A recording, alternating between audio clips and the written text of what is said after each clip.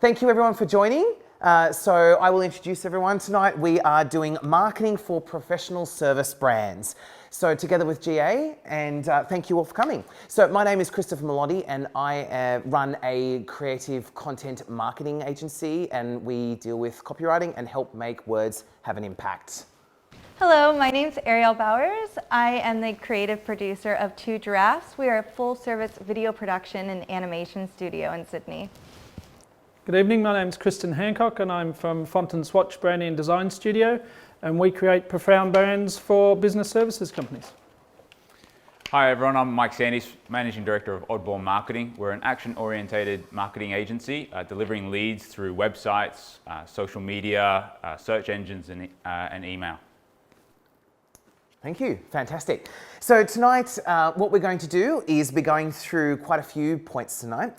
So basically, we're going to be hearing from us about how we work with professional services, how we help people through the common challenges that professional services face, both Australia and in abroad. We're going to look at examples of a case study that we've done in the legal industry, and we're going to be looking at how to help your brand stand out in the professional services space using marketing. All right, so I'm going to start by discussing the biggest marketing challenges for professional services. So when we talk about professional services, we're dealing with the non-tangibility of particular the services that we're selling. Everything from legal to marketing to finance, even design, we're dealing with a non-tangible product. And so this is where we often experience a lot of challenges. So I'm going to throw to the panel and we're going to discuss the current challenges that this kind of industry faces. So Arielle, do you want to give us a little bit more information about how the non-tangibility and how video impacts, and we'll go down the line from there?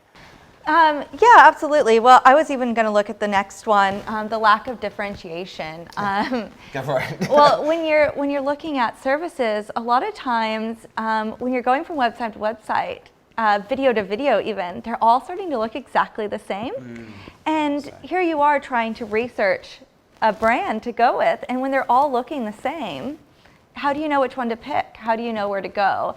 And so I think a huge problem within the services industry is really being able to hone in on, their unique point of view and displaying that through video and through all the different factors of marketing. Absolutely. Look, absolutely. Look, I mean, from a branding perspective, I definitely concur with what Arielle said, that the key aspect that we face is a lack of differentiation. We also identify a lot within this professional services space that a lot of businesses lack the courage to be specific. That's a good point. And to really identify with a particular customer or audience, because they're nervous that they might exclude. And that can restrict in the way that you brand and the way that you communicate with a certain audience or customer base. So we see that a lot. We also often see businesses that are finding it difficult to communicate or identify their own value proposition and really articulate that to the customer base. So that clearly impacts how we are then able to assist them to brand, but it would come a lot back to yourself, Chris, in terms of the media messaging. Yeah. And then the final piece is a really exciting aspect for us as an agency, in that we often see a lot of firms really struggle with the emotional connection. Yeah. Now when you have a product, you tend to have something where you can quickly talk about the features of a particular product, about why it's better than the competition, why it adds more value to you, why it's priced at this point. With a service, it's so intangible until you've experienced the service. Right. So a lot of the way that we engage with an audience has to emanate from the perception of the brand, and then the tone of voice and the way that you're communicated with before you experience it. So and that's why for businesses like our own that specialise in this area, it's really exciting because we get to really look behind who is delivering the service, how do they deliver it, what audience are they targeting, are they being specific, etc. And we can talk more about the emotional aspect. Humanizing it, right? Exactly. It's humanizing it is. That's I a think great a lot point. of people that are probably watching tonight probably have this same experience where they're a professional service and they don't have something to photograph or talk about or like promotes, and like say Apple does, and so the challenge that we see both in ourselves and our industries and also in a lot of these industries where they are service-based is this challenge of how do we take our customers on this journey and make them trust us? Mike, do you have anything from an agency perspective? Well, I think in that regard, with all of the advertising and the assets and collateral that you guys you put together for it, it becomes very challenging because it's how do you present that? With Apple's products and stuff, you can put it nice and shiny sitting on the bench nice there, box. or it looks great as someone's picking up the phone and sort of using it. But with an intangible product, how do we show that? Do we show the service? Do we show the people in pain? Do we show the solution? What part? And that's where I think a lot of the business that we see really struggle with trying to work out where should we communicate to them through, say, their buying journey, and do they do it through their website? Do they do it on their collateral? And I think that's one of the sort of underlying challenges is being unable to articulate, what it is that they actually do and the problems they solve. And that's what leads to, I think, a lack of differentiation across everyone's services, because they all go, we provide legal services. We help people, we provide accounting services. services. And they see what other people are doing, and they're like, I'll just do that same thing, and I'll do what that other person said, and they get nervous about doing something new and copycat a bit, and then all of a sudden things start looking all the same. And this is where it becomes dangerous, and I'm sure that people can relate. Is the problem what we face with professional services is if we can't differentiate and we can't prove to people that we are different, what happens? We fight over price. Yes. And so even if you are a superior provider or you provide a premium service, and I'm sure that there's many people listening right now that are going, oh my gosh, this is our problem, is that when you look identical to all of your customers, your clients will come to you, they'll open 5 browsers, they'll have you and 4 other competitors, and they'll call you and say, can you do this for this amount? No? Okay, can you do it for this amount? And so this is where I feel professional services can relate to the biggest challenge. Does anyone else? Storytelling, brand story, brand narrative, right? It's there's a reason that company was started. There was a reason they said, we can do this space better.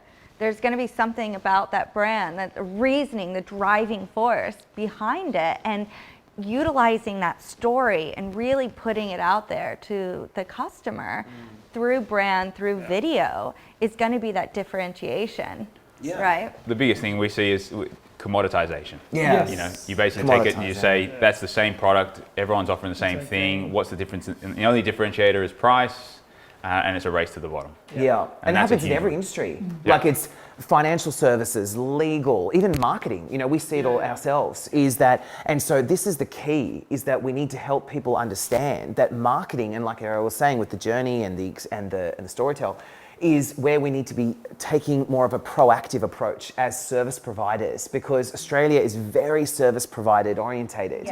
And as an industry, if we are looking all the same, then we can't differentiate. We get that commoditization. We get that where we've got nothing else to say but here's the price.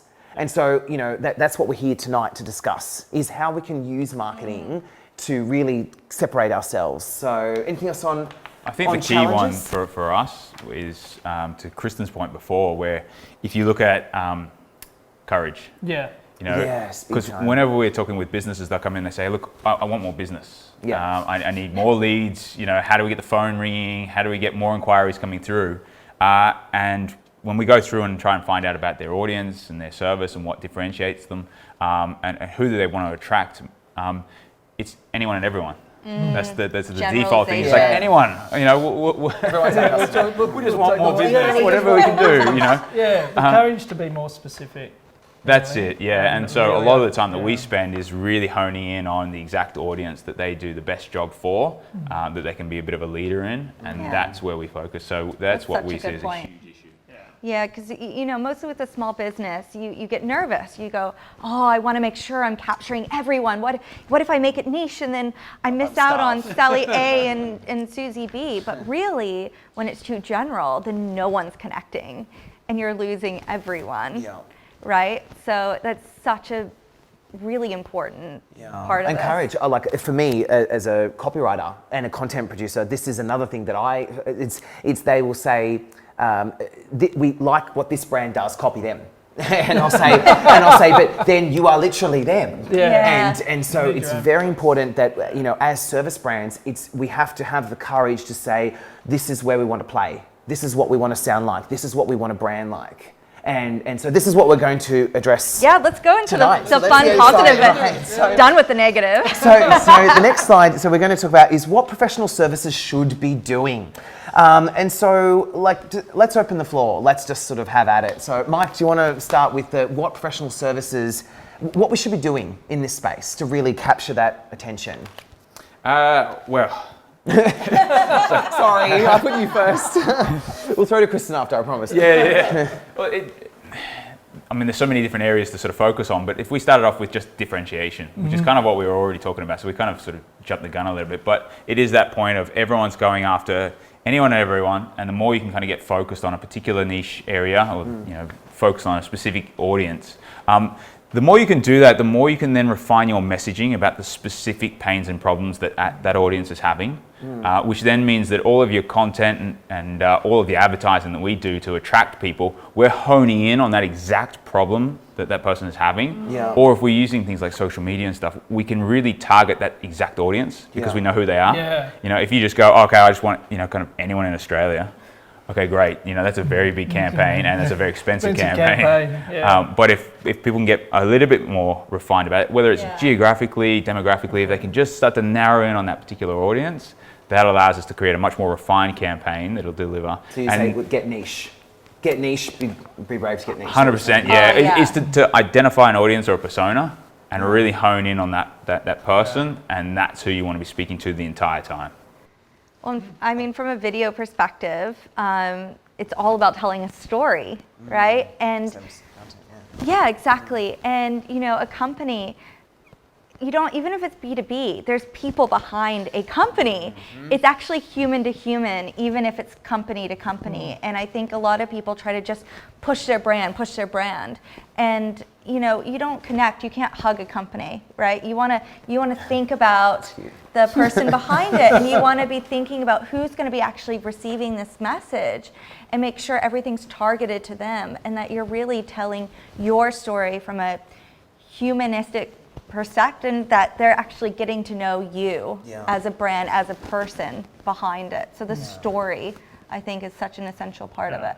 And Kristin, how does branding sort of tie into this? Well, this is a fundamental. Everyone stand back.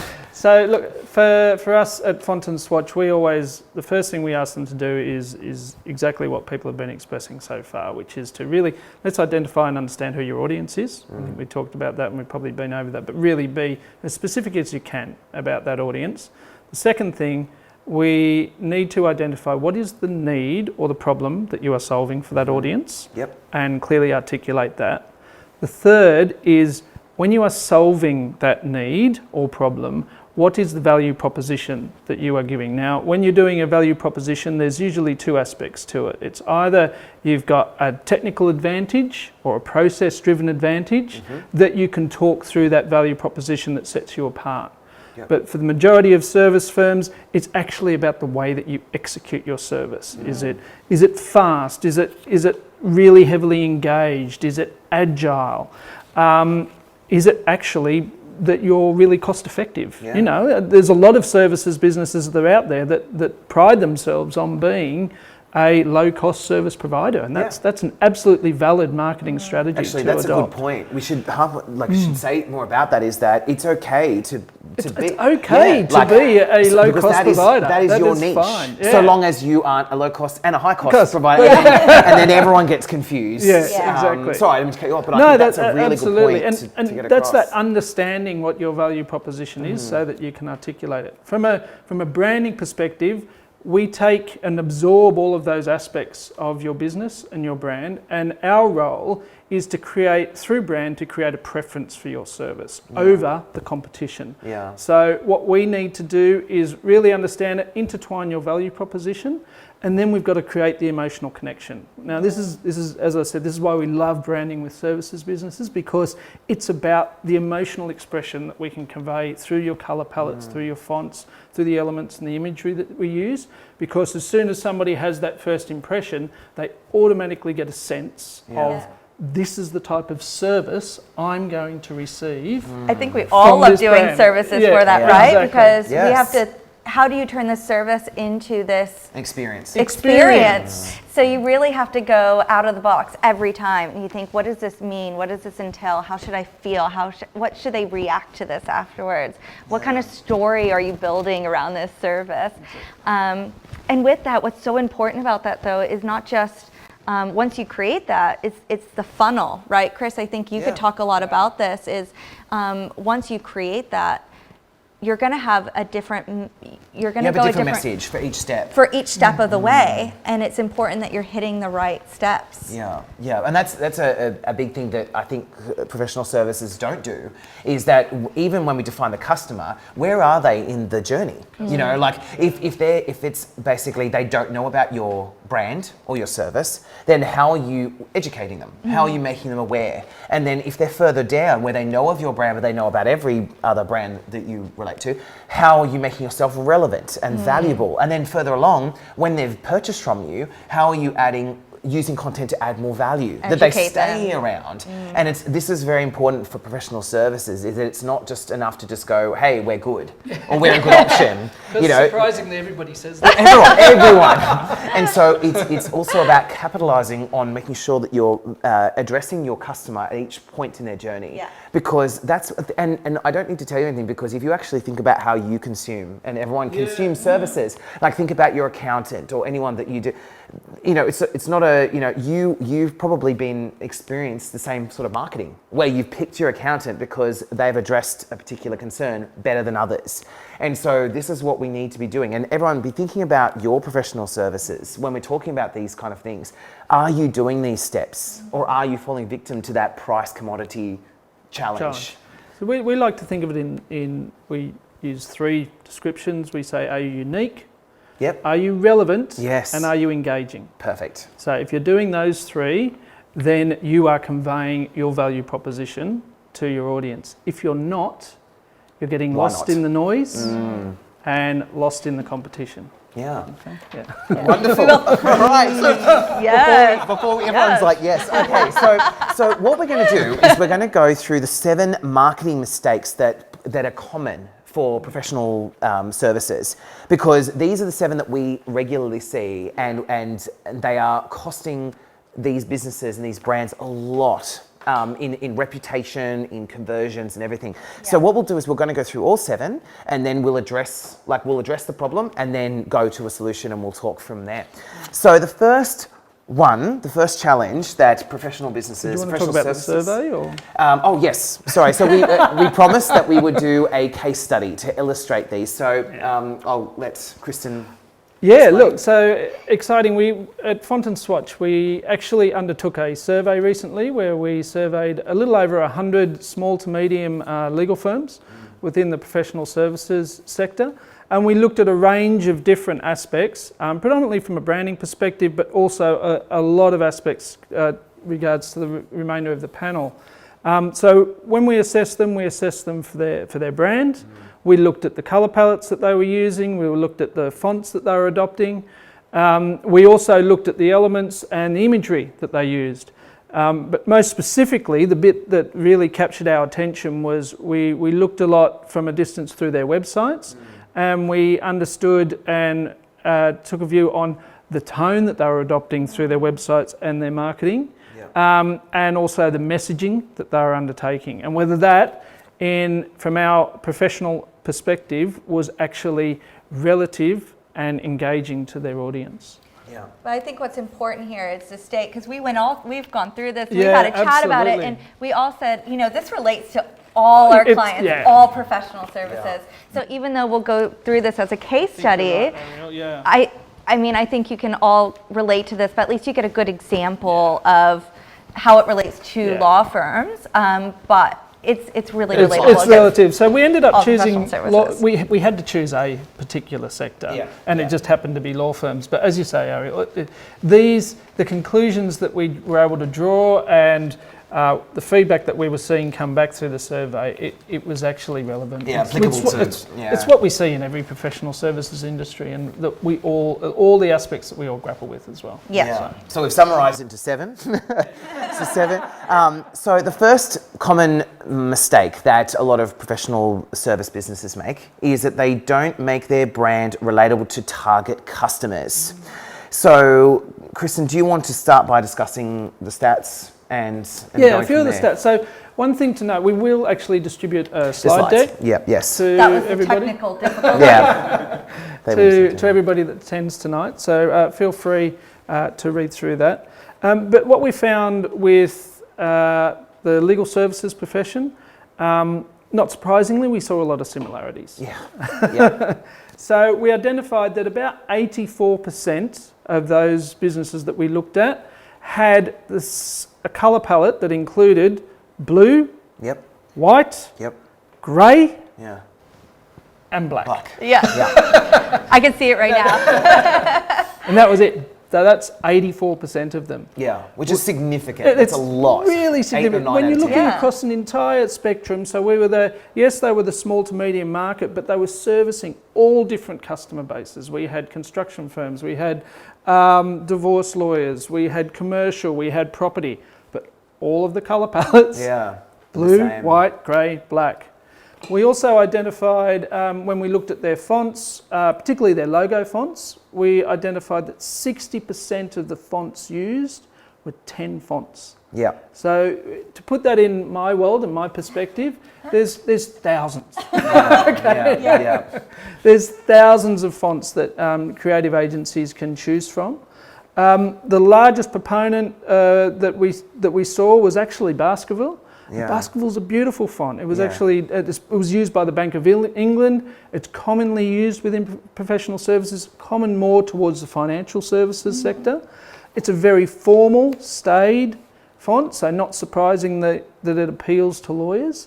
But that was nearly 15% were using that font. So when we're talking about trying to identify with an audience and be seen as different, unique, aligned and engaging, if one in every 6 or 7 fonts is the same in your logo font, then you're really not achieving. Fonts have so much personality behind them. Oh my gosh. If you ever want to just see that, if you change a font on a website, it just instantly changes everything about instantly it. Changes your tone. Yeah. Instantly. And people might be thinking, well, hold on, what does a font mean? Well, if you think about it, if you go to your website and then look up all your competitors' websites, and they are literally the same colours and the same fonts, you think of it from a customer perspective. They're going to say, which website was I on? Who was I paying? And this is a real danger that every professional service industry has, is that if you look like your competitors, then that's what you're going to give. Mike does a lot of websites and branding as well. And what do you think about this? Well, that's it's an interesting one with the whole blue. And actually, I'm interested in Kristin's thoughts on why everyone kind of keeps really safe, isn't it? It's safe, authority, it's trust. Authority, yeah.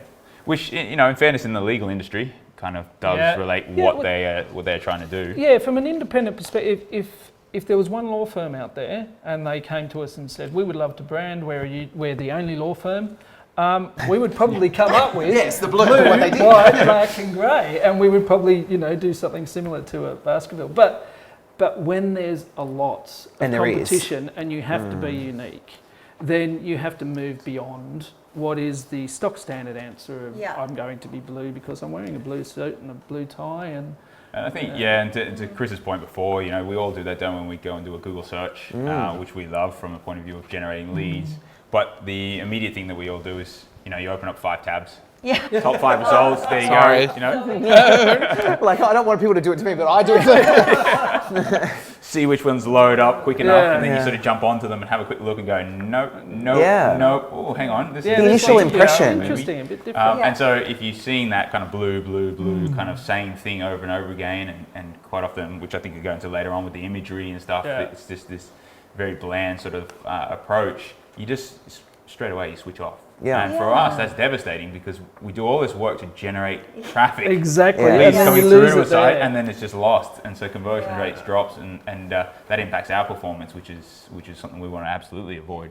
So the more we can kind of then embrace a unique identity. This goes back to your niche, right? Yeah. So once Yeah. you figure out that niche, you can start asking yourself, is my main audience male or female? Am I going for a playful tone or a serious tone? Exactly. Do I want to be city specific, or do I want to be a global company? You know, do I want to be seen as cost effective, or do I want to be seen as high end? And once you can start deciding all these different factors, that plays directly Exactly, into your brand branding. colors. And just to talk about, you know, whether you're playful or formal, one of the other things that we picked up was about the vast majority of fonts that we saw within the websites, around about 80% of them were from two font families. They were for Open Sans and Helvetica. Surprise, surprise. But the challenge, and once again, that, you know, perfectly respectable fonts and extremely widely used, but they're very casual in their approach because they're on the websites. But most of the fonts that we were seeing in logos are quite formal. See, that's a good Yeah. So you've got this disconnect between the brand is saying we're formal, we're trustworthy, we're authoritative. The website's saying, yeah, but do you want to go down to the pub and have a beer? Let's be really cool and trendy and hang out. And it's like, guys. At least it wasn't Comic Sans. I mean, and I have to say from the video photography perspective, also what kills me is just seeing the same stock imagery on every single website. The moment, first off, you're using stock imagery, mostly a lot of people that are watching this are in Australia or in different countries around here. It's mainly American stock footage. And you can tell that it's not regional specific. And not only that, how can you go delve into that niche and your audience if you're just using the most general? It's stock footage because it's as general as Your you can competitor's get. got the same team as you do in the photo, you know? Yes, I've seen it. I've seen it. Yeah. Yes, It's in the where medical I've had industry the a multiple lot. tabs open, and they legitimately have the same stock imagery up, and it's really not much of a cost to even get a photographer out for a day just to get actual images of your team and your services, and capturing you with clients. And that alone can make a massive difference in differentiating yourself, because most websites use stock imagery. And I think it's a sorry. No, you go. I mean, the key there in that, what does that do to your business, and what does it do when people hit your site or want to sort of look to engage you? The biggest thing about seeing stock imagery, and when they can recognize that it's stock imagery, it just straight away undermines trust. Absolutely. Yeah. So everything that you now look at with that business, you just sort of think, hang on, what they're telling me, is that genuine? Yeah, I don't know. and that's a really good point, because I know that the first question we're going to get right now is, do people notice? Because that's the first thing they'll go, oh, those four are being really pedantic, right? and so for people listening and watching, the first question we'll get right now is does this all matter? It definitely, it 100% does. Your customers, they instinctively put pieces together when they go to your website, when they listen to your team, when they look at your photos, when they watch your video. And so what ends up happening is people go, oh, that doesn't matter. But they do. People will look at your website and they'll get the impression, this looks playful, but their font is serious. And then when people get confused, what do they do? Leave. That's what they do. And unfortunately, it's a very naive position. Unfortunately, a lot of service positions find themselves in, is that they go, no, it's fine. Like blue's, the same blue as our competitor, not a problem. And it's not us being pedantic. It really is. And if you don't believe us, go and look at a service that you're not involved in. Like go and if you're not in finance, look at your finance person. Or if you're not in marketing, look at an agency. If you look at the way that they're all branding, if you come across the same thing, or if you really look into your website rather than just subconsciously, if you look at it, you can go, oh, this is actually like giving me the wrong impression. Yeah. Or I've saw like, and you know, medical is another one that just have medical services, is that same stock footage everywhere. Yeah. They've got all the words saying, we are professional, we're unique, we do this. And then they see the same stock footage as other brands. Yeah. And then immediately the customer will, or the patient or the doctor will literally go, that's weird. And it makes an immediate impression. And so all these little elements that we're being so pedantic about, they add up. Because, you know, if your brand's inconsistent with your message, which is inconsistent with your font, which is all these sort of elements, they immediately speak volumes. And I think what Mike said is key to all this is trust. Because when you're looking at a service-based, we're services, right? It's all about trust, because they're not just getting a product. They're getting involved in your service or purchasing your service. So if you're already starting out with that kind of distrust of that, who are they behind the veil, right? If they're just using stock imagery, if they're just using stock this, it doesn't set you up. It doesn't give you a good foundation for your brand. I think you mentioned it earlier, Arielle, where you look at when you're dealing with a service, who are you dealing with? You're dealing with people. Yeah. And it's a relationship that's occurring here. Point. And that's a critical factor when you say, with a product, you can put up with a bad service attendant and whatever, because you go, look, fine, I'll deal with that. I'm getting the product or a car, and it'll be exactly what I need, and so that's all right. I can put up with those sorts of things. In service, no, you are who I'm dealing with. You know, while you might be providing a bit of an outcome, at the end of the day, I've got to have a dialogue with you. I've got to work with you, and I'm not going to deal with you if I can't trust you. True. Yeah, like real estate, same thing. Every service, all those kind of services. I blows my mind when I go on a services website and they don't have actual video testimonials. You know, if they don't have brand awareness videos. I'm trying. You've convinced us. You've absolutely convinced us. I have to do this one. This one is on mine to do this. Because you want to actually see a person. Yeah, I agree. I don't think there's anything more powerful than a personal testimonial by video, actually. After having them, having experienced them, where we've received them, it's so powerful. And we've actually started putting them in presentations.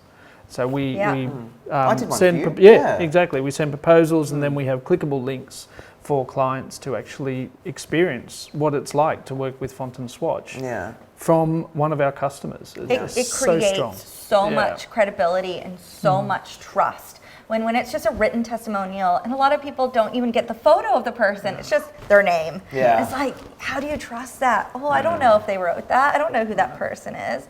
But when you get to actually see them on camera and they say, X, Y, and Z company did this, and I can't believe the amazing job. You can see it. You can see how excited they were. And that right away builds so much credibility.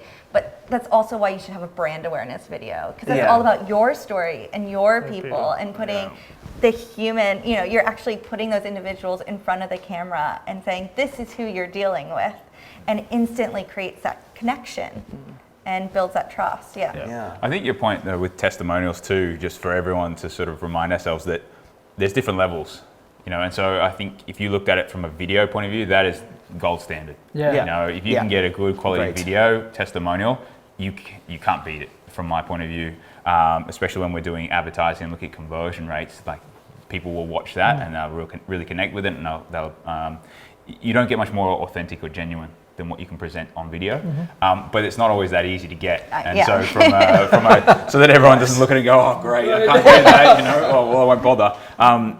Having testimonials is still very helpful. Yes, it's social proof. It's that sort of people have experienced your product or service.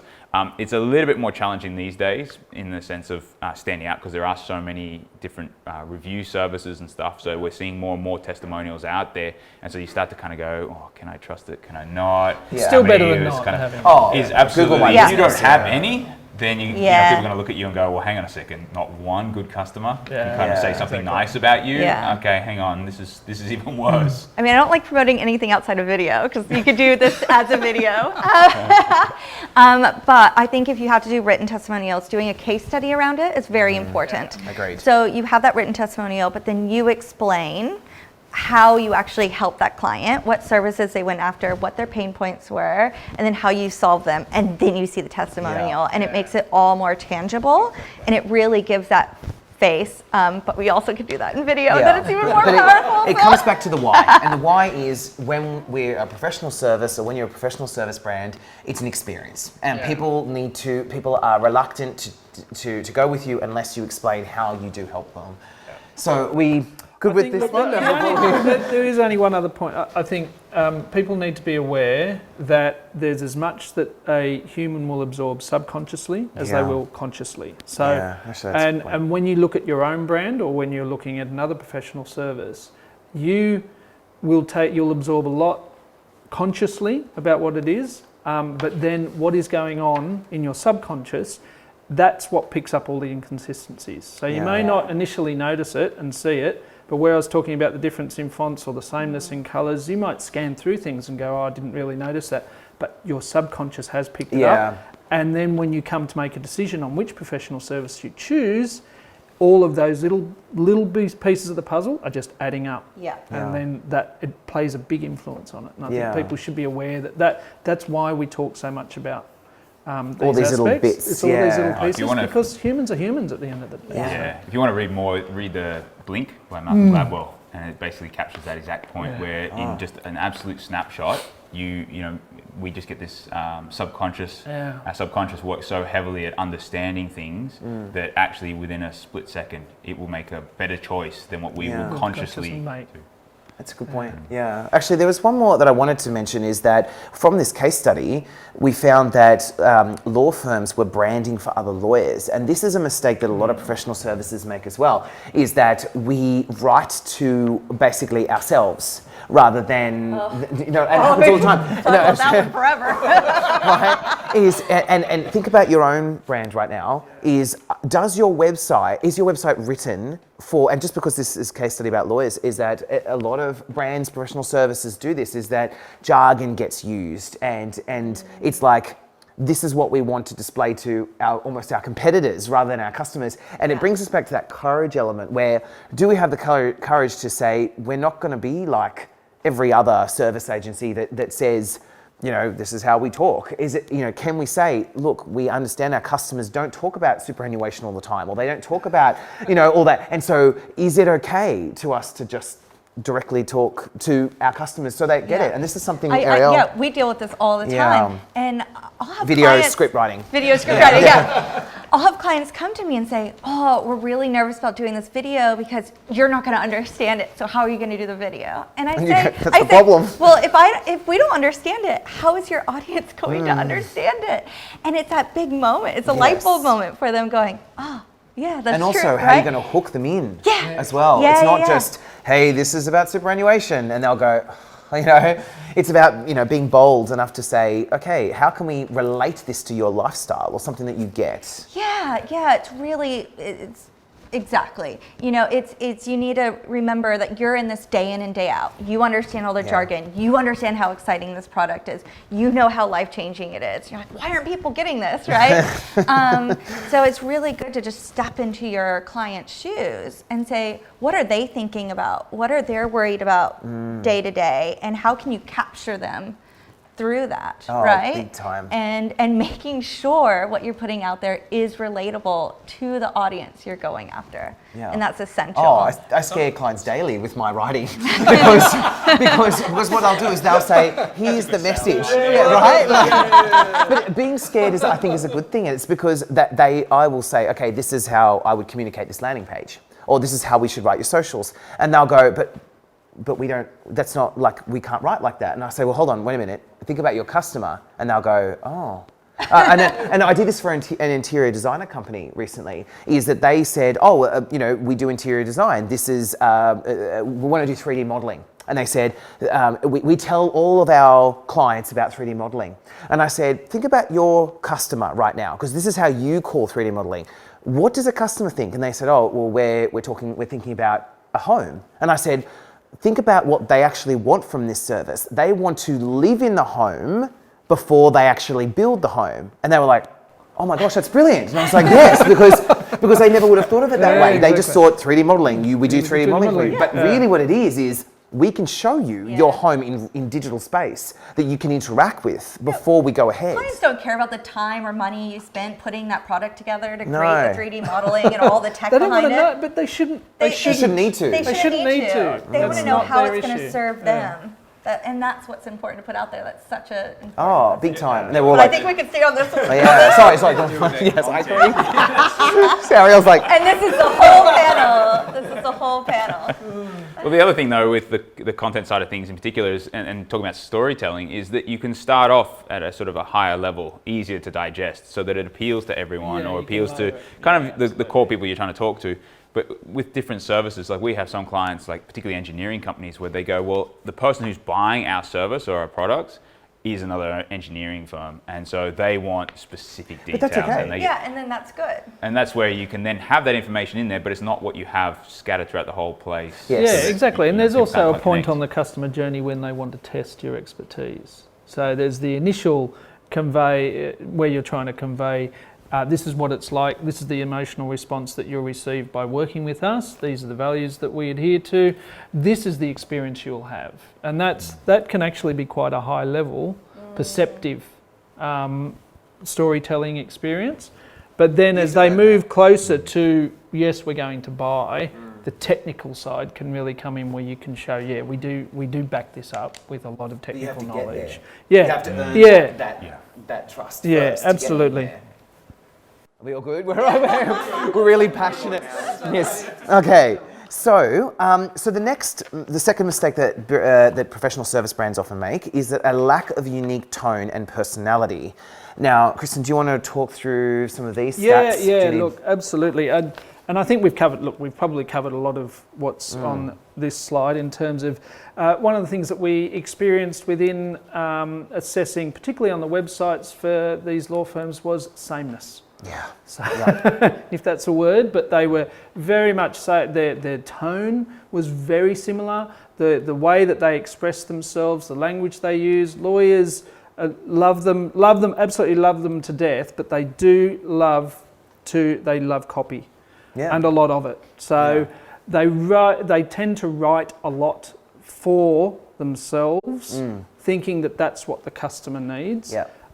As opposed to really understanding, well, the customers, and they're not educated in law. No. They haven't done the significant university time, study and reading. Yeah. That's what the lawyer actually has undertaken so that they can provide the service. The customer wants to know, do you practice the type of law I'm looking for? Do you provide a very good service? Can you now articulate how your value proposition is stronger than the other lawyers and why your service will work for me? Yeah. So what we found, it was concerning actually, what we found in terms of tone of voice. We found that only around 18% of the websites that we looked at really connected in a modern and really connected way with their audience, which is less than 1 in 5, which is really concerning. The other side of it was even more concerning. Nearly 50% were either anonymous or really unconnected or unclear with their customer, and you could not understand from their branding perspective or their tone which customer base they were talking to. Yeah. So from a branding agency perspective, and then all of us, that's a great opportunity. Yeah. But most importantly, from a professional services perspective, it's a massive opportunity. Because if you do invest focus in your brand, invest in the way that you present yourself, invest in understanding what need you're solving, what value proposition, making yourself unique, making yourself aligned and engaging, you're going to stand out. Yeah. You're going to be... That's a good point I'll bring up is that, further to your point, is if you are a professional service brand that is saying my website isn't working and we only get leads through referrals, this is the problem. Yeah. Can I just say, this is probably what's happening, is your customer or your potential client is going to your website and going, I don't understand what this means, leave. And so you've got a probably high bounce rate. And sorry, I couldn't wait to say that because I thought this is how do we relate this to an audience? This is what's probably happening here. Yeah. And Mike, you do a lot of websites. Do you want to talk on on this? That's exactly it. Yeah. So from Sorry, I just stole it. yeah, that's right. You stole my thunder. No, but seriously, when we look at advertising campaigns, when people come to us and say, "Oh, I need more leads and inquiries," the very first thing we do is look at their website. Yeah. Because ultimately, with all the advertising, whether it's through social media, whether we're doing work with their email, doing display ads, Google, we're ultimately sending them through to the website. And if their website can't convert, and if it looks generic, if it really doesn't speak to the audience, it doesn't focus on solving their problems, then we know we get really high bounce rates. And because we're on the hook from a performance with the campaign, we can't just send them to a landing page or a website that really isn't going to convert. Yeah. So our very first question and first thing that we do whenever we get a phone call, the first thing we'll do is jump on their website and have a bit of a look.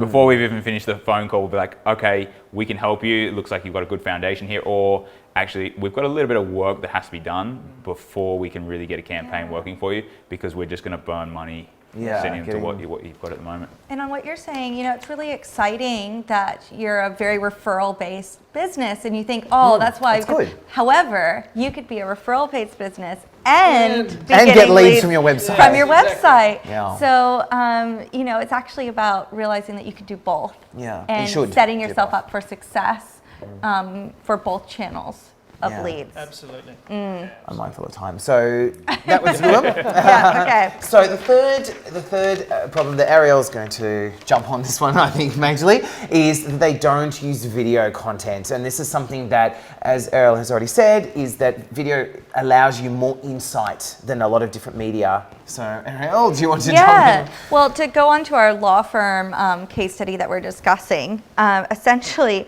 only 26% of law firms are using video in their marketing and on their website, which is just really sad. It's a missed opportunity. It's an opportunity, isn't it? It's a massive opportunity. Actually, if you turn it around, it's a huge opportunity for you to go out there and to create video for your campaign. And look, those are quite low numbers for law firms, but if you look at stats around the board, video is not being used enough for the fact that video is how everyone wants to engage with companies these days. Now, the one thing I do want to say, though, is that 62% of users are likely to get negative perceptions if it's a poorly done video. So it is a mix of, it's important to get video out there, but you have to play back into who are you? Are you being seen as a luxurious, high-end, high-cost style company? Because if you're throwing up an iPhone video that's poorly done, they're not going to see you in that direction. So it's important that once you get that brand story and that personality that you're putting through your website and through your colors and your logos and etc., is that needs to be the skeleton behind a video. And we always look, when we're doing a video together, the very first thing we do is, who are you as a brand? What is your tone of voice? How should someone perceive you when we're writing that script and creating that video story? And if you're wondering, where do I start? I just said, I think one of the key things that just helps you convert is the testimonials. You get a video testimonial on your site, and it just creates that credibility and trust. The other one is that brand awareness video. So it's actually looking at, representing who your brand is, showing some people from the office, having some interviews, talking about your overall brand narrative. That's really important so they can get a full sense of who you are. And when someone's looking at a website and there's all this text, or there's a 60-second video, you can keep them on there and they'll play that video. It is a very good way to get someone to understand your brand in a short amount of time. And you're engaging a professional video production company. They're gonna know how to, because I know it sounds impossible. You're like, how do I get my whole brand in 60 seconds? But you can, because you're using visuals, you're using VO, you're using music, and all that together can create that, encapsulate your brand within that time frame, which is really exciting. The other thing, though, that's very important is consistency with your video. That was the things I was going to say, absolutely. Yeah, so I know video is expensive. So what's important there is if you strategize ahead of time and you think, what do we need for the year, for the quarter? What new services are we putting out there? What are we launching? What's coming up, and what are we trying to sell? And if you do that ahead of time, you can actually film a lot of content at once, which saves you heaps of money. And then you can just edit or get the post-production company to edit the videos as you require them. So you might only need 1 or 2 days of filming, and you could get 6, 7 videos from there. I recorded all my service videos. I found that service videos was something that it was a big thing, because people often go, they get to your homepage, they get an impression of your site. I do this personally on my website, is that I have some text and then it goes into a video of me explaining what we do, how we work. And that, I know from the heat map, gets a lot of traction. People click on that button and they watch the video. But it's also then the next place they go to is my services, because they want to know, right, I'm good with Chris, I get the brand. Now they want to look services, and we have a video there too. Because then what happens is there's a way people can read my text, or they can watch me explain it. And I find that is another really powerful, like Arielle said, where do we start? Is a service video is actually a really good, compelling point too. And I'm not talking long. Like, I think I did it 60 seconds, and I recorded.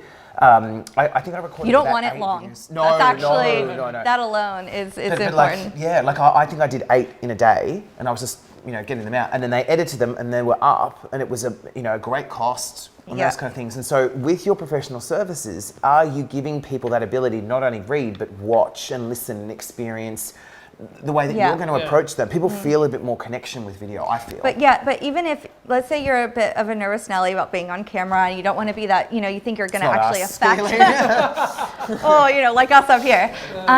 You can go down the animated explainer route. And if you go down the animated explainer route, it actually, the sky's the limit, and you can really infuse your brand into your video, because you're using your brand colors. You're using your brand fonts. You're able to kind of create this whole world, and you can use rocket ships to show about accelerating your finance, and you can really just play with it. We've done that. And really visualize your service and create this whole story around it. And it's actually a really exciting way. And during our, during COVID and everything, it's a way you can jump onto this right away and actually get these services videos out there without ever having to leave the door or interact with other humans. Sad, but it's which is important to say at the moment. So yes, services are very important. And the other one I would say is really great, and you can get a lot of content, is educational videos. Definitely. So, you have to remember, as we keep talking about, your service, what you do inside and out, and you think, oh, this is easy, you just do this and this. But to most people, they're utilizing your service because they have no clue how to do it. It's complex, it's confusing. They're worried about, how does this relate to me? What do I do? So if you look at pain points of what are the main questions I get asked all the time, what are things that usually are confusing people, and then you can just do a whole video series around that. And that's just constant content you can put on your blog, on your website, on your social media, on LinkedIn. And all of a sudden you're seen as a thought leader. You're seen as someone who cares about your audience, because you're helping educate them. And you're not necessarily selling in those videos, but by educating them and by giving that content, you're essentially doing a soft sell into and it works. your People services. trust you more. They trust you more, and we're all back to trust and credibility when it comes to services. Yeah, look, I think you've nailed it, Arielle. The two guys are like, we know else. We will move on if everyone's good with video. So high quality video is something that will help. So the next one is the mistake, number 4, is over-reliance on traditional marketing. Now, we're living in a very digital age right now, and it's not to say that traditional marketing doesn't have its place, but are your brands, or does your brand embrace that kind of digital space? Now, I know that we all kind of work in this area, but Mike in particular, what would you like to say about the traditional versus digital sort of argument here? I think if we look at the trends and what's going on at the moment, and what has been and what's going to continue, and I mean, we haven't seen the numbers really come through from a macro point of view with COVID, but what we're anticipating, and when you start looking at all the revenues from the big guys out there, they've skyrocketed. And that's because the digital scene is just continuing to grow. So for a lot of professional services now, it has been for the past few years, but even more so now, if you're not embracing digital, you're missing out on a huge chunk of advertising opportunities to generate more business. We see it very often that businesses have been built off the referral basis early on, and so they've had these great relationships. They've got a lot of referral business from people that they know, who like and trust them. But then as they sort of grow, you now need to get a bit more sort of structured around how you get business, and just having a referral. Yeah. Well, it's what you guys were saying before, where you look at it, as you grow, you need that system to keep getting clients and business coming through the door, more than just what you can get through your own professional networks.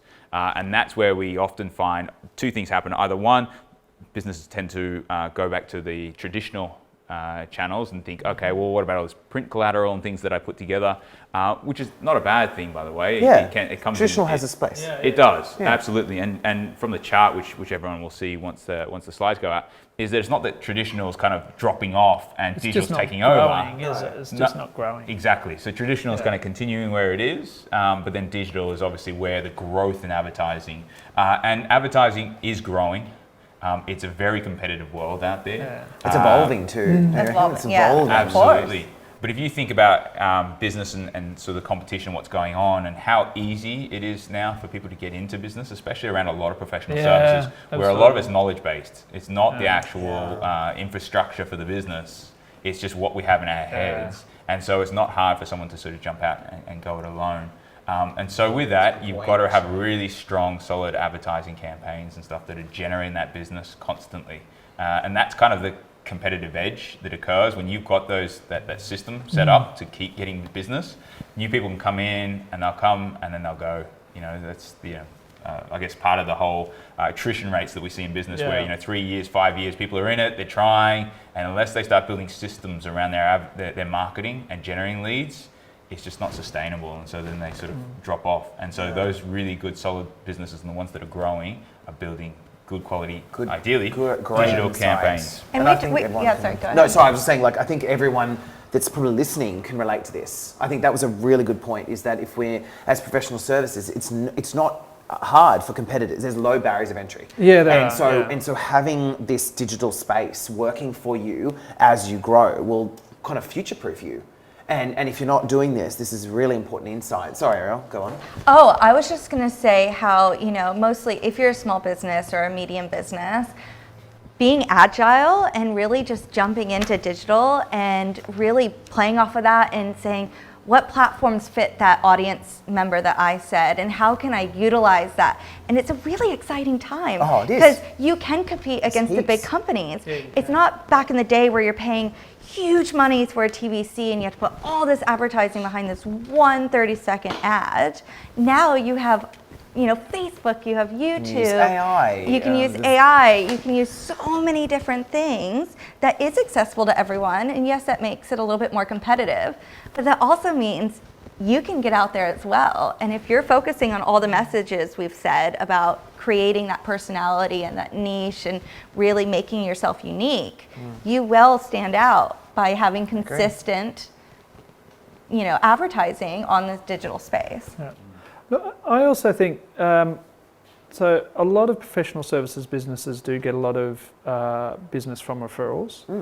But I think what you've got to recognise now as a professional service provider is that whilst your potential customer might have received a fantastic referral from you, if you believe that they haven't clicked before they've picked up the phone and checked out your website, checked out your social media, if you really believe that they haven't done their own due diligence, then I think you will probably struggle to really grow. They call it the digital interview. Yeah, it is. It is, and people are getting more and more savvy like that, and they do check and they do their due diligence.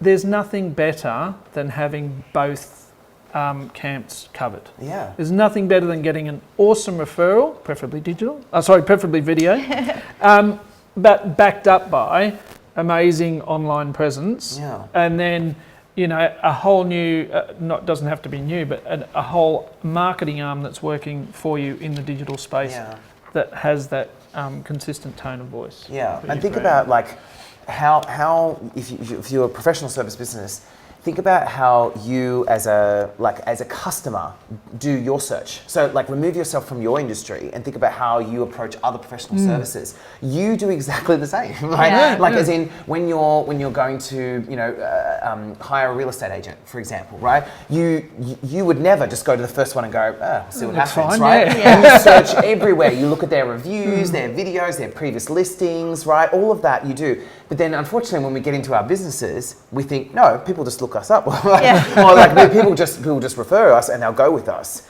And like Kristin was saying, everyone is doing that diligence, that digital interview before they call you. And that's do you think a problem, and I've suffered from this ourselves, of being time poor, is that we go, well, I'm going to be on all the different platforms, and you set yourself up and you put a few posts, and then you just let it lie. I don't do that. Well, you don't do that. Chris is everywhere. Chris is everywhere. But this is a problem, and it is important to have a content strategy in place because, again, I know I keep going to this, but trust is so important. And if you're not consistently putting it out, and it doesn't have to be all the time, you can be once a fortnight, right? But just making sure you're constantly keeping up with that, because if you just throw a few posts, get really excited for a couple weeks, and then you don't touch it for months, people are going to go and go, is this company still keep up to date. Is this company still even open? Like, what's going on? It almost looks worse when it just is dead than when you don't have anything. So it's important once you create that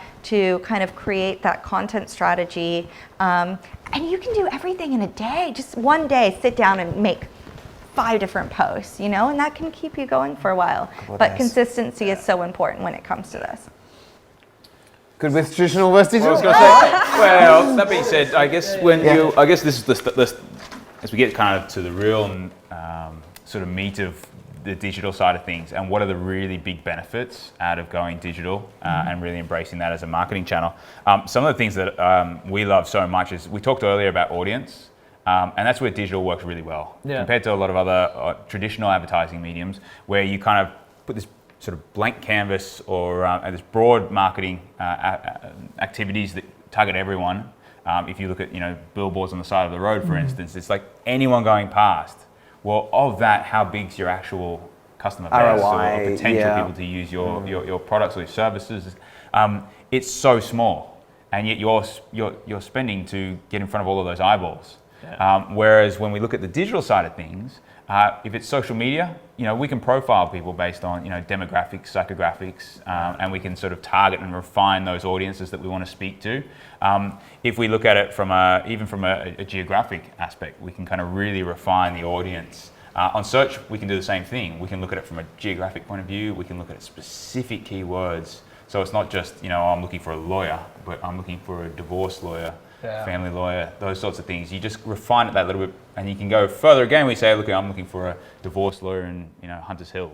So you can get really refined in exactly who we're trying to target. And that means that when you look at the other benefit of a digital, that cost of acquisition.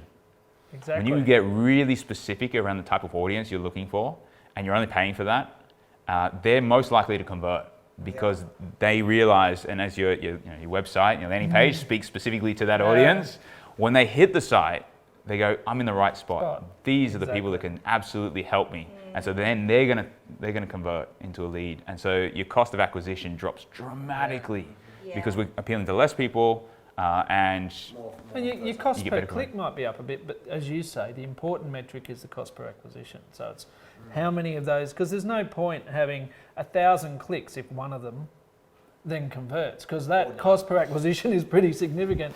But if you're getting right down to numbers where you've got a small number of people that when they're clicking through, they're actually going all the way through and they're contacting you and you're acquiring them. And it can be utopia. Absolutely. Well, it can be the difference.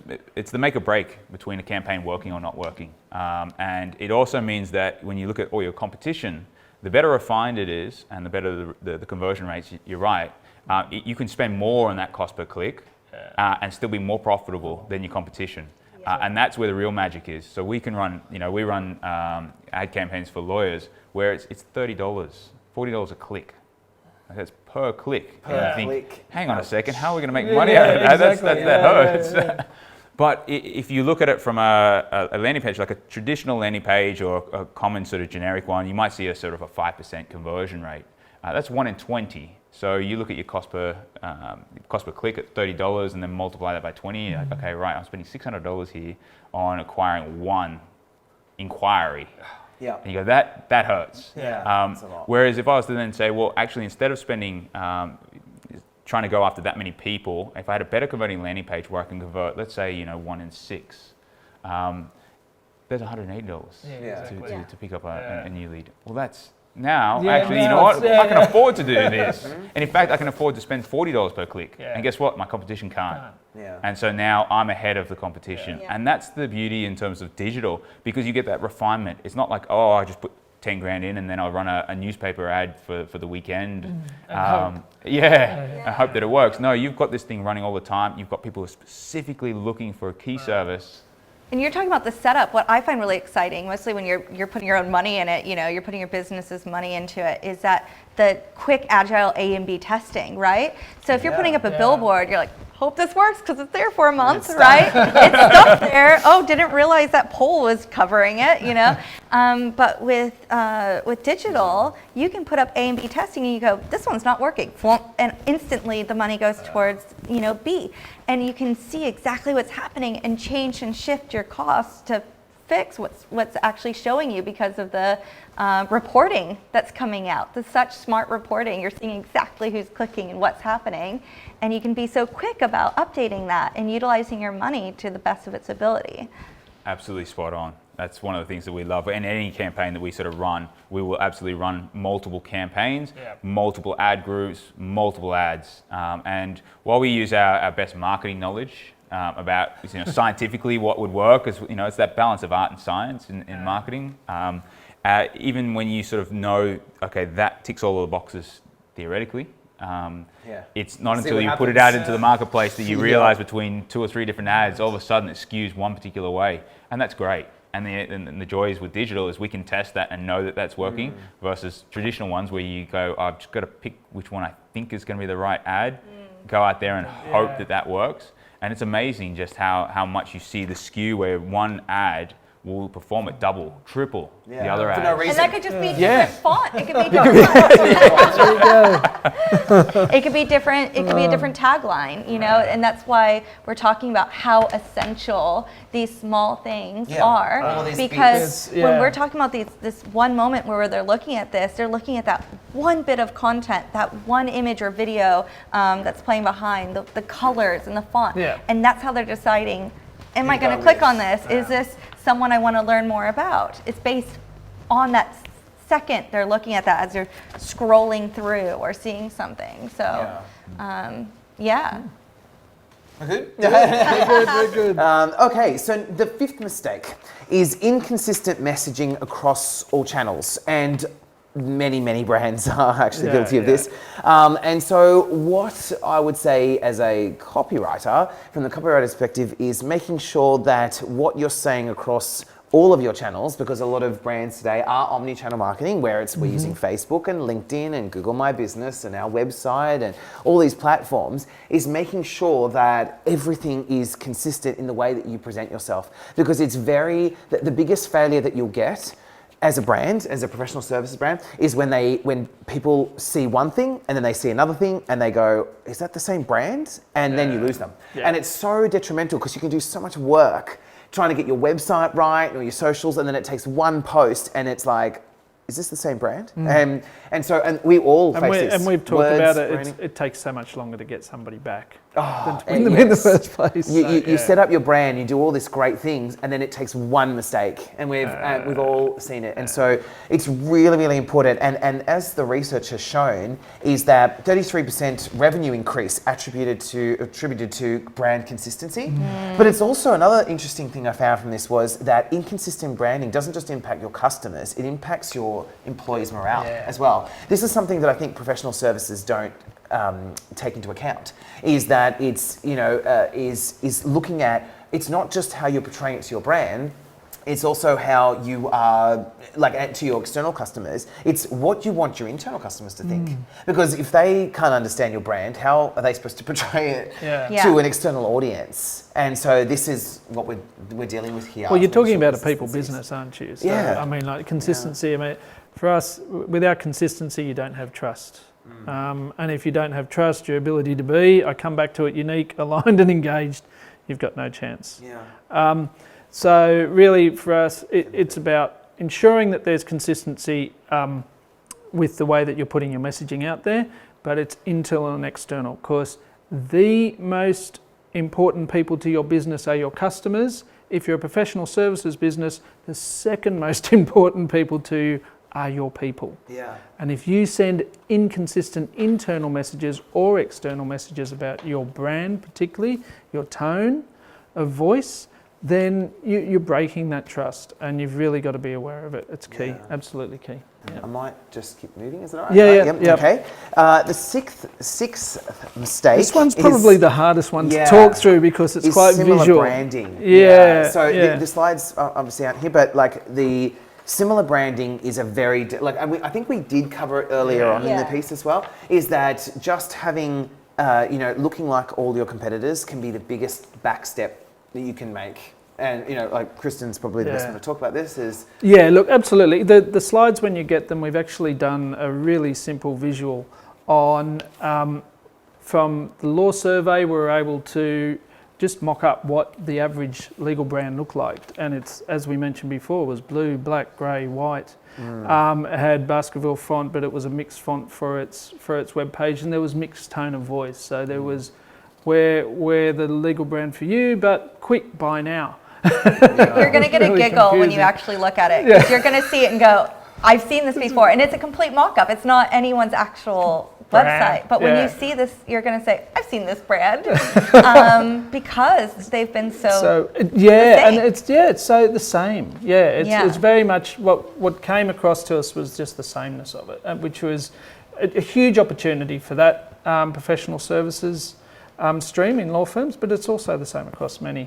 Look, what we'll do in terms of that, Chris, I think when we put the slide deck out, we'll put a couple of other slides in there to explain that, so that people can see how, because we've given you two examples of how actually just with a little bit of thought, a little bit of understanding of who your customer base is, what sectors you want to serve, what your values are as a business, you can really quickly and effectively differentiate.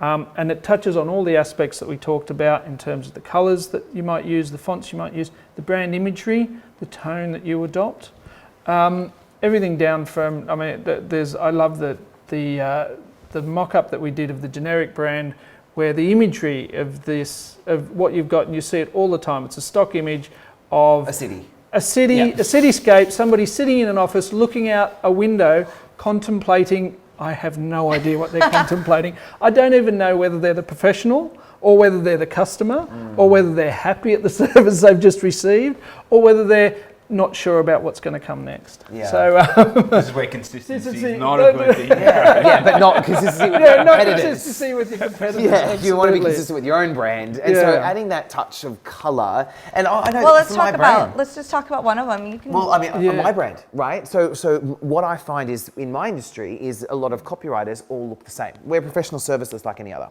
And with my brand, I use the colour orange, and a vibrant orange. And I worked with font everywhere. and it's everywhere. and it goes from an orange to a light pink, and that alone makes me extremely distinct. Yes. And what it is having the boldness that we talked about and the courage earlier on to be distinct and stand out. But it's not just about using a loud color, though. No, it's because that fits your brand. It fits my personality. It fits Chris's personality, Yes. it fits his brand, and it fits what he's putting out there. So I think it's important that, and when you'll see these examples, one of them using more of a construction-based lawyer, it's not always about, having popping. It's more about it just Suitability. Yeah. So And like the family Absolutely. lawyers one. The green, the leaf. new growth, turning over a new leaf, and we've actually used some imagery there where we've got family imagery for even though that's a lawyer that's a divorce lawyer or wills and estates, because what we're trying to convey with the imagery of happiness is what's the outcome? Yeah. What's at the end of this journey? Yeah. Or the experience that you'll feel at the end of this journey is that life goes on and I will have my next happy moment, and this professional service is the one that's going to get there with me and they understand what I need today.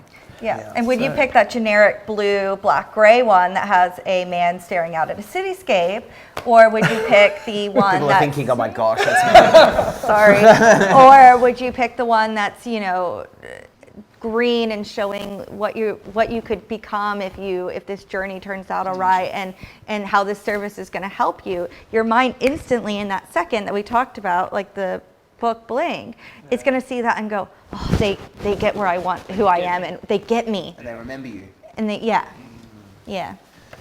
And I think the last challenge, before we'll take a few questions, I know they're coming through, is not reaching out to for professional assistance. So the biggest challenge and the biggest trap that professional service brands fall into is that they've been doing it for so long and they get into the same repetitive behaviors, and then all their competitors are doing it as well, and then the whole industry does it and no one can see a way out. Yeah. And so a lot of the times it's about reaching out for an external company, marketing agency, etc., like what we do, is because getting out and collaborating with another brand is just a refreshing perspective. I mean, we've all worked with professional services where like a lawyer's approached me and said, is this right? And it's just that external perspective and that bit of freshness gets you, like that, I talked about that case study with the interior designer and the interior decorator, is they had never thought about what comes so easily to me. Yep. And I would probably be the same if I used their service. Well, likewise, right? I was an interior designer, and I was their like, what do you perception, where, you know, I articulate what I'm looking for, but their perception and the way that they see my home environment is completely 100%. different.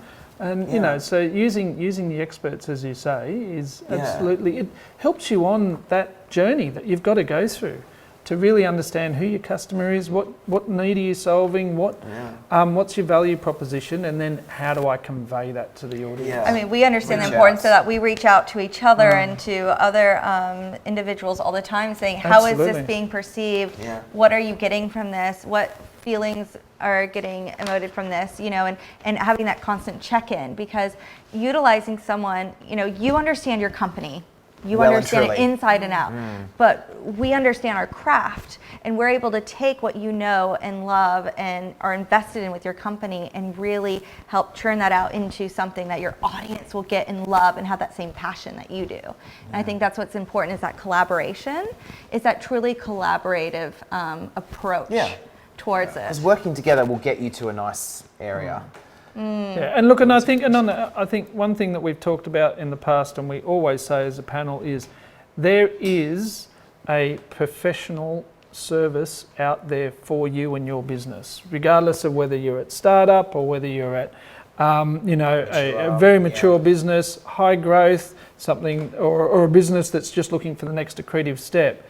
There are many different service providers out there. If you take the time to look, you will find one that suits your business. And please just ensure that their branding actually speaks to you as an audience. Well, yes, that's right, because you've got to qualify them too. There's a good question that came through, and it says, what are our opinions on vanity metrics and clickbait, and how do we tackle that? Well, I'll tackle the clickbait, and then I'll go. So as a writer, we'll do the vanity metrics. So clickbait is the most dangerous thing your brand can do. The reason why is simple. One is when you have a clickbait title, you set a promise, and then your content doesn't deliver. And that is more damaging to your brand than anything else. So never do clickbait, okay? Vanity metrics. Mike, do you want to touch on that? Oh, sorry, for anyone who doesn't understand vanity metrics, it's like vanity metrics at the top level. The general likes, the general impressions, and then there's the deeper metrics. Sorry, Mike. Well, yes, and that's all sort of based on the previous or past ways that we could measure marketing, right? You say, okay, well, if I want to advertise on the radio, I'm looking at what's the audience size, and so I'm going to broadcast out to 300,000 people. And so you're looking at those vanity metrics to sort of say and then of that I can then sort of derive that I might be able to target and pick up a few percentage points out of that. In digital, there's, people still have this tendency to sort of think, oh, I got X number of impressions to my website. I've got, 1,000 people coming along. How awesome is this? Yeah. Okay, that's nice, great job, but are they the right audience? Is it the right people coming through to your site? Ultimately, at the end of the day, it comes down to, are they converting? So are we actually seeing the inquiries, whether it's phone calls, whether it's emails, whether it's filling in the form? Are they taking that next step? And so it's nice to know that you've got this audience that you're appealing to, and that vanity metric side of things, and that goes for social and stuff as well, where you look at the amount of impressions and even engagements. Okay, that's nice. That shows that you've got something of interest. But is it actually ultimately converting into a sale? And if it is, well, great. That's fine. But really, that's the place where we start with first, is looking at what's actually converting, and then work back and then say, hey, are these numbers what we're expecting to see, or should we be getting more? Yeah. We've kind of covered that question. Is there any other question we're good. Anyone have any other questions before we finish up? Yeah. I know that we're at 7:30 right now. We've just made it. If there's no more questions, thank you very much. We'll sign off. Thank you. So my name is Kristin Melotti from Melotti Media Copywriting and Message Marketing Bureau, and we look after all your writing and content needs. Arielle Bowers from Giraffes. We are the full-service video production and animation studio. Kristin Hancock from Swatch Branding Design Studio, and we create profound brands for business services. And I'm Mike Sandys from OddBall Marketing. We're an action-oriented marketing agency. And we're all really happy to, if you want to reach out from LinkedIn and chat to us about anything. If you can't tell, we all love to chat. So if you come up with any questions later on, or once you get the slides, if you want to start a conversation about any of that in your brand, feel free to reach out to us.